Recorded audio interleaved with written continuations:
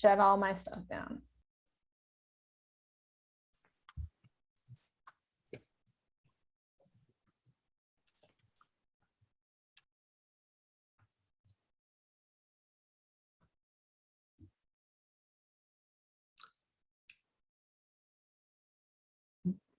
So it is now 5:30. My understanding is that we don't have an applicant. My name is Jim Brewer. I'm the hearings officer for the city of Salem. This is the time that we've set for the hearing on ZCMHP 21-01. I'm wondering if we ought to take about 5 minutes and see if the applicant does show up in that time. But I would not be opposed necessarily to just running through the process. And my understanding is the applicant is the only person who has signed up. So why don't we go ahead? I will go through the hearings procedures and maybe we can start the staff report and see where we are when the staff report is finished. So it is 5:30. It is September 8th, 2021. My name's Jim Brewer. This is the hearing for ZCMHP 21-01. This hearing is being conducted virtually due to the COVID-19 pandemic, and testimony from anyone who was going to be here needed to be reserved by being signed in before 3 p.m. and I believe only the applicant was signed in. The order of tonight's proceedings will be a staff report to be presented by Jamie Donaldson. The applicant's presentation, if an applicant appears. Don't believe we have a neighborhood report, and we didn't have any testimony from anyone who signed in before 3 p.m. today. That probably means there won't be rebuttal by the applicant. When we're done with testimony this evening, I'll close the public hearing. People who testify, which I think would mean the applicant in this case, may request a continuance to address additional documents or evidence submitted in favor of the application. If this request is made, please identify the new document or evidence during your testimony so I can determine whether or not a continuance is warranted. People testifying may also request the record remain open for 7 additional days to submit additional written evidence. Again, if that's a request someone's going to make, they should do it during their testimony. I would direct everyone's attention to the applicable criteria found in the notice. The testimony and evidence for the public hearing must be directed towards these criteria because it's what I can make my decision on. So for a zone change, Salem Revised Code Chapter 265.005 sub E sub 1, a quasi-judicial zone change shall be granted if all of the following criteria are met. A, the zone change is justified based on the existence or one or more of the following. I, a mistake in the application of a land use designation to the property. II, a demonstration that there's been a change in the economic, demographic, or physical character of the vicinity such that the proposed zone would be compatible with the vicinity's development pattern. Or III, a demonstration that the proposed zone is equally or better suited for the property than the existing zone. A proposed zone is equally or better suited for the property than an existing zone if the physical characteristics of the property are appropriate for the proposed zone and the uses allowed by the proposed zone are logical with the surrounding uses. B, if the zone change is city initiated and the change is for other than city's owned property, the zone change is in the public interest and would be of general benefit. C, the zone change complies with applicable provisions of the Salem Area Comprehensive Plan.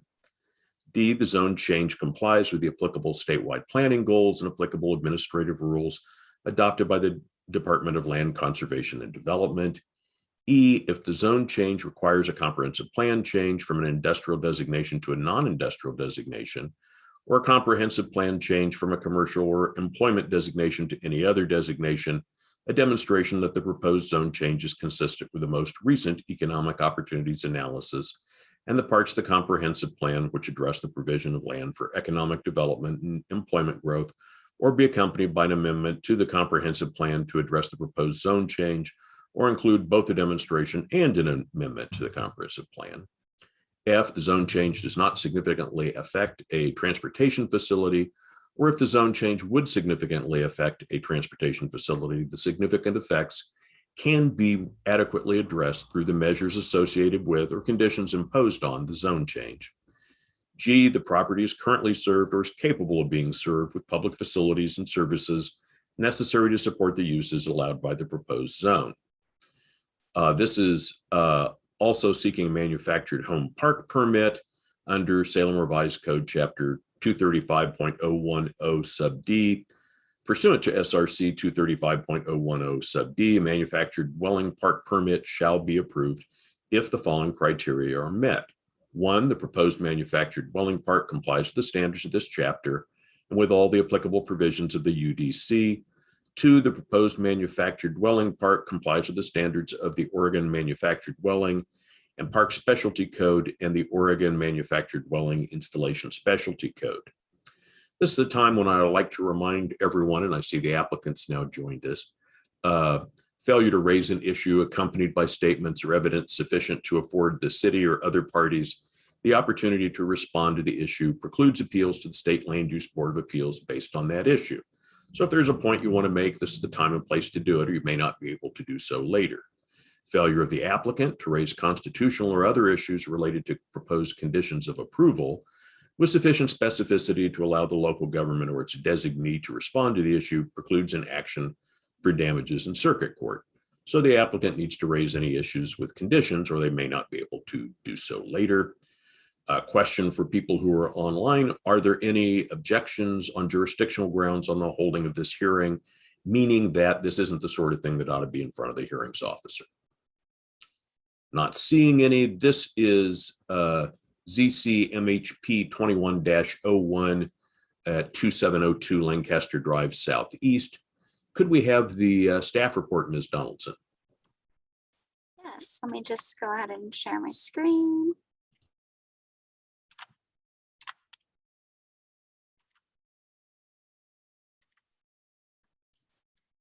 Okay, good evening. I'm Jamie Donaldson with the Planning Division, Case Manager for Zone Change and Manufactured Dwelling Park Permit, case number 21-01.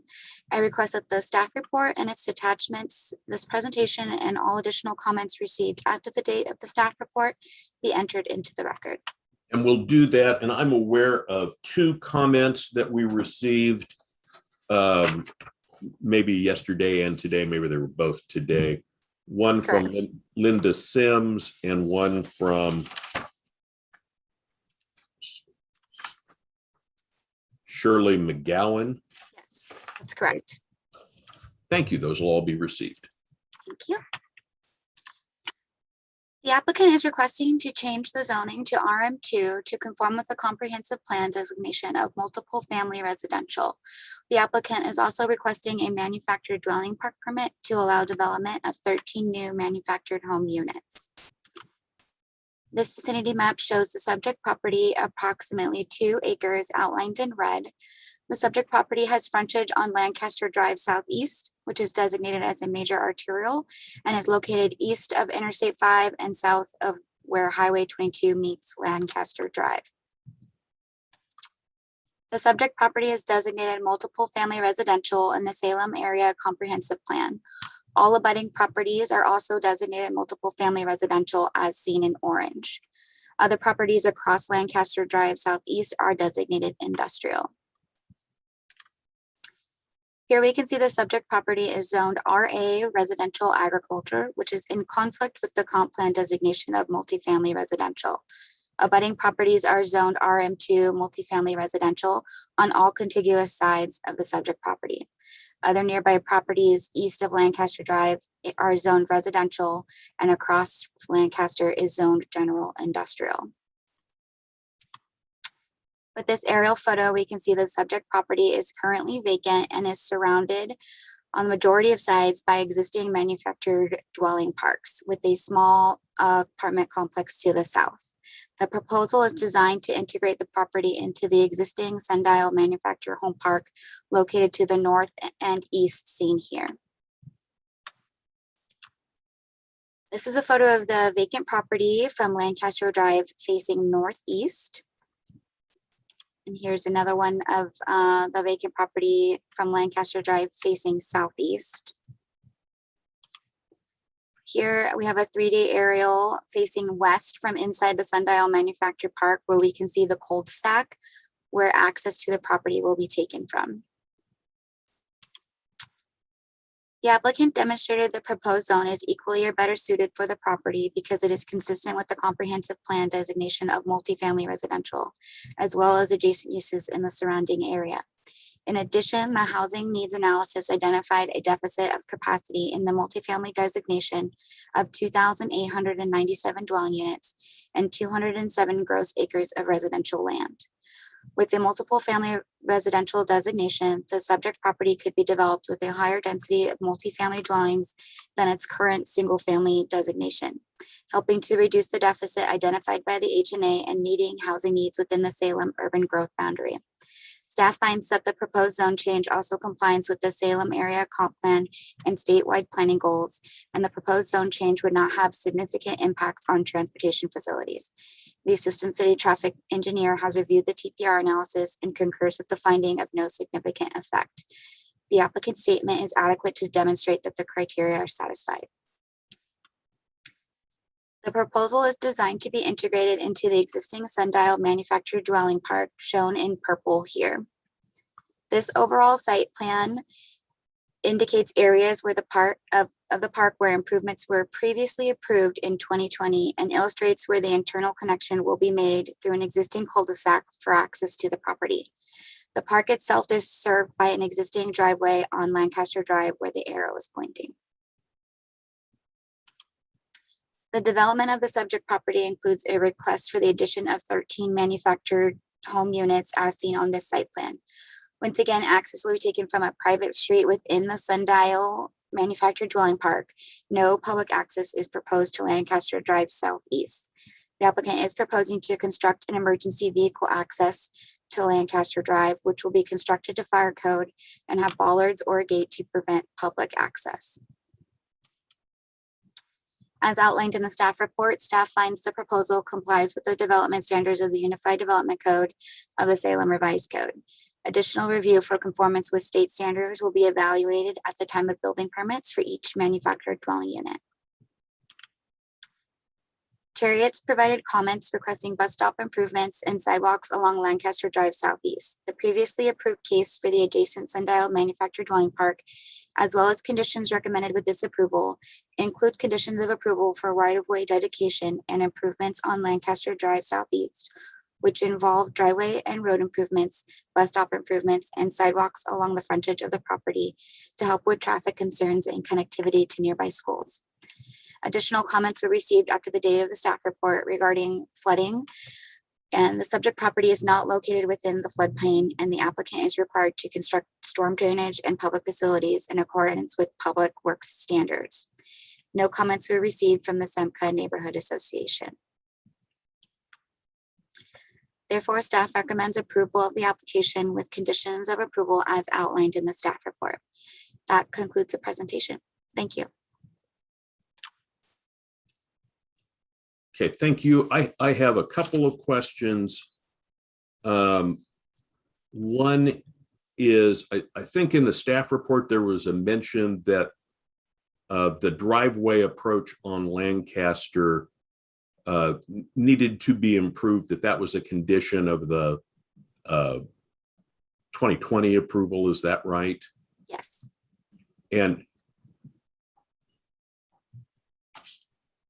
And that's adequate for the additional traffic from these 13 units. Yes. Yeah, Public Works has reviewed that and determined that driveway is adequate for the addition of these units. One of the comments that we received in the last day or so was concerned about the length of the interior roadway. And do I assume that that is acceptable under the standards for a manufactured home park? Yeah, they do have slightly different standards for within the park. This property's been reviewed for the setbacks around the park typically. Okay. And then one other of the comments had to do a little bit, at least, with construction noise, dust, and that kind of stuff while this part of the development is being built and affecting the other parts of the development. Is that something usually handled at the building code? Yes, building permit level, excuse me. Yeah. Yeah, that's typically at the building permit level when each unit is being constructed. Okay. Okay, thank you very much. You're welcome. So I know the applicant joined us. Would the applicant like to make a presentation this evening? Hi, my name is Josh Wells. I'm representing the applicant. Welcome, Josh. Yeah, sorry I'm late. I had the wrong link. Thank you, Olivia. Thank you, Jamie. I don't have a presentation. I think Jamie did an awesome job. We are in agreement with the conditions of approval. The proposal's logical addition to the existing mobile home park.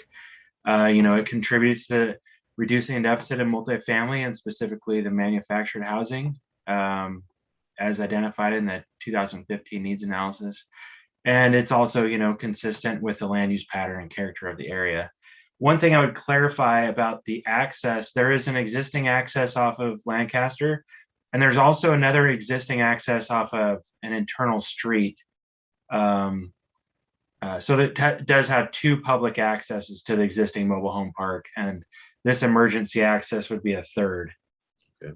So that's all I have. So if you guys have any questions, I'll be happy to answer them. Josh, quickly, could you state your business address for the record? Oh, yeah. Sorry, it's 2844. I'm sorry, it's 3841 Fairview Industrial Drive, Southeast, Suite 100, Salem, Oregon 97302. Wonderful, thank you. Yeah. Thank you, Zachary. I don't really have any questions. I think staff did a good job with the staff report explaining how this falls into line with the criteria.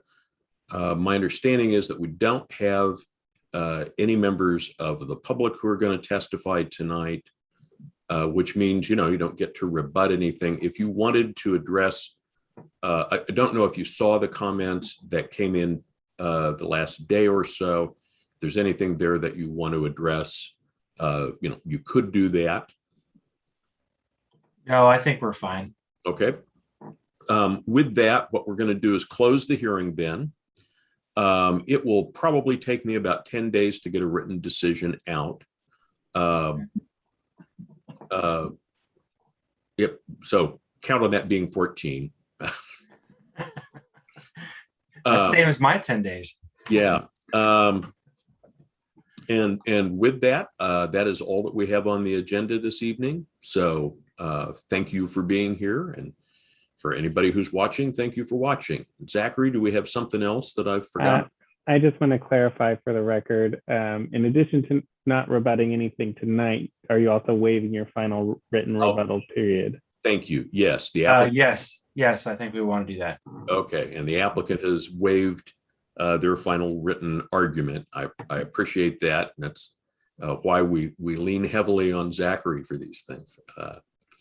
So with that, this hearing is closed. I will be making a decision in writing. It'll take about 2 weeks to get it out. Thank you all and have a lovely evening. Thank you. Thank you.